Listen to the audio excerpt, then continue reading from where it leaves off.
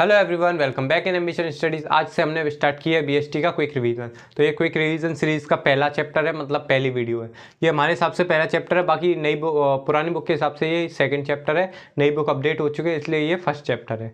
तो हम first chapter को अच्छे से डीप तरीके से पढ़ेंगे और वो भी हम क्विक तरीके से, मतलब जल्दी से जल्दी हो सके उसी तरीके से इसको हम ख़त्म कर देंगे। तो चलो क्विक रिवीजन स्टार्ट करते हैं। पहला हमारा इकोनॉमिक एक्टिविटीज़, जो कि मोस्ट इंपॉर्टेंट है। इकोनॉमिक एक्टिविटी, इकोनॉमिक एक्टिविटी होती क्या है? जो activity, those activity which are the source of livelihood and the motive of earning profit, मतलब जो भी अर्निंग प्रॉफिट मतलब पैसे कमाने के लिए की जाती है उसको कहते हैं इकोनॉमिक एक्टिविटी। जिस भी एक्टिविटी में पैसा बीच में आ जाए उसको आप इकोनॉमिक एक्टिविटी लिख सकते हैं। जैसे कि बिजनेस में हम पैसा कमाने के लिए करते हैं तो इकोनॉमिक एक्टिविटी होगी। जॉब कर रहे हैं तो पैसा कमाने के लिए कर रहे हैं, इकोनॉमिक एक्टिविटी हो गई। कोचिंग पढ़ा रहे हैं तो इकोनॉमिक एक्टिविटी होगी। नॉन इकोनॉमिक एक्टिविटी, जब हम कोचिंग अपने बच्चों को पढ़ाएं तो वो नॉन इकोनॉमिक एक्टिविटी हो जाए, क्योंकि वहाँ से हम क्या कर देते, फीलिंग्स और जैसे फीलिंग्स अपने बच्चों को पढ़ाने के लिए, सोशल वेलफेयर, समाज की सेवा के लिए फ्री में हम सबको पढ़ा रहे हैं, तो वो हो गया नॉन इकोनॉमिक एक्टिविटी। एनजीओज वगैरह चलती हैं तो वो नॉन इकोनॉमिक एक्टिविटी में इसलिए आते हैं क्योंकि हम उसमें फ्री में सामान सबको देते हैं, तो वो हमारा हो जाता है नॉन इकोनॉमिक एक्टिविटी।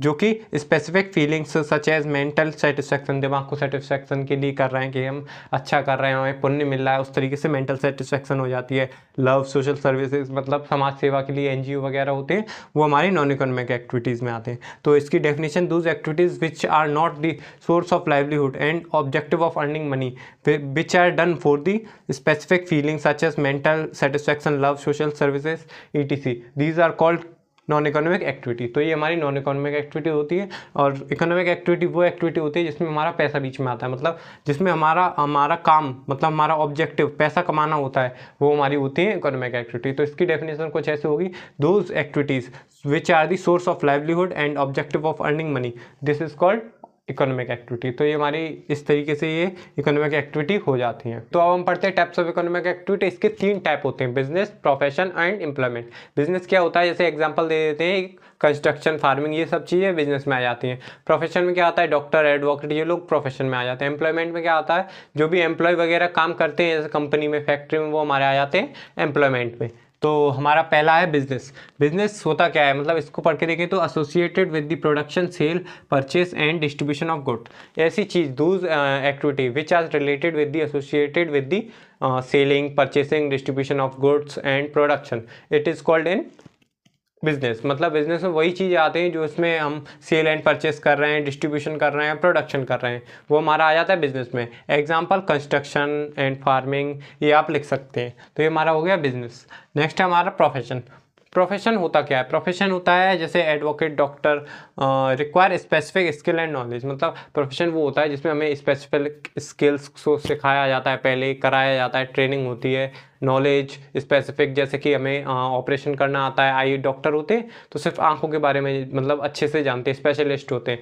उसी हिसाब से स्पेसिफिक स्किल्स एंड नॉलेज, जिसको स्पेसिफिक स्किल्स एंड नॉलेज होता है वो होता है हमारा डॉक्टर, एडवोकेट, ये हमारे आते हैं किसमें, प्रोफेशन में। तो जिसको स्पेसिफिक स्किल और नॉलेज के बारे में नॉलेज होती है वो हमारे आते हैं प्रोफेशन में।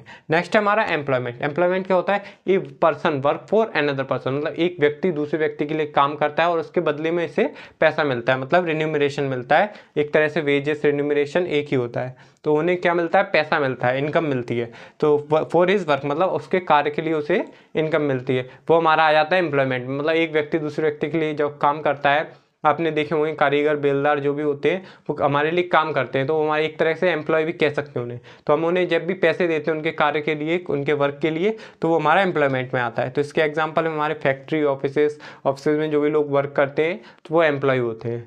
तो ये हमारा एम्प्लॉयमेंट और ये हमारे types of economic activity. Next है वो हमारा business risk. Anything which threatens the business, मतलब जो भी चीज़ हमारे बिजनेस के लिए खतरा होती है, जो भी हमारी बिजनेस ऑर्गेनाइजेशन के लिए खतरा होती है, वही हमारी बिजनेस रिस्क को होता है। जैसे कि चेंज इन ट्रेंड, जैसे ट्रेंड चेंज हो गया तो हमारे बिजनेस के लिए ये खतरा है एक तरीके से, जिसकी वजह से हम ज़्यादा से ज़्यादा पैसा कमा नहीं पाएंगे। तो इसी वजह से ये होता है हमारा बिजनेस रिस्क। नेक्स्ट है हमारा इसके टाइप्स है इसके 2, स्पेक्यूलेटिव रिस्क और प्योर रिस्क। स्पेक्यूलेटिव रिस्क वो रिस्क होती हैं जिसमें हम जैसे कि एकदम से लॉस होने का और प्रॉफिट होने का दोनों के चांसेस रहते हैं, एज वेल एज, जैसे कि यहाँ पे लिखा है there is a profit as well as loss, मतलब पॉसिबिलिटीज होती हैं, लॉस भी हो सकता है, प्रॉफिट भी हो सकता है, क्योंकि जब भी हमारा चेंज होता है ट्रेंड, एंड तो हमारा सामान स्टॉक रखा रह जाएगा, वो फिर बिक नहीं पाएगा, तो हमें उसे फेंकना पड़ेगा।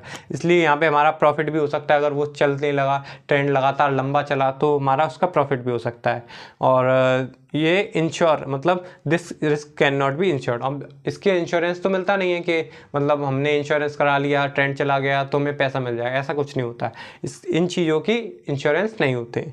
नेक्स्ट हमारा pure risk. Pure risk manually होता क्या है कि this risk can be insured, मतलब इंश्योरेंस कराने वाली जो भी रिस्क होती हैं वो सब इसमें आ जाती है। जैसे कि बिजनेस में हमारे में आग लग गई, फैक्ट्री में आग लग गई, जो भी हमारा लॉस हुआ वो हमारा किससे रिकवर होगा, इंश्योरेंस कंपनी से।